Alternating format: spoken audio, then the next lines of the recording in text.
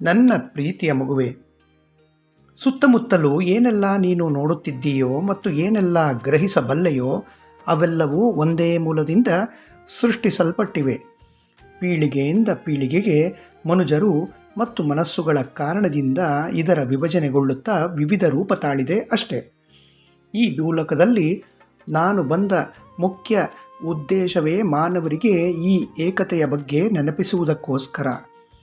ಒಬ್ಬರಿಗೊಬ್ಬರು ಪರಸ್ಪರ ಏಕತೆಯಿಂದ ಇರುವುದು, ಎಲ್ಲ ಜೀವರಾಶಿಗಳಲ್ಲಿ ಐಕ್ಯತೆ, ಪ್ರಕೃತಿಯೊಂದಿಗೆ ಐಕ್ಯತೆ, ಹೀಗೆ ನೀನು ಒಮ್ಮೆ ಎಲ್ಲರನ್ನೂ ಸ್ವೀಕರಿಸಿ ಎಲ್ಲರೊಂದಿಗೆ ಏಕತೆಯಿಂದ ಇದ್ದು ಜೀವಿಸುವುದನ್ನು ಕಲಿತರೆ ಎಲ್ಲ ಕಡೆ ಪ್ರೀತಿ, ಶಾಂತಿ ಮತ್ತು ಸಾಮರಸ್ಯವನ್ನೇ ಕಾಣುತ್ತೀಯ.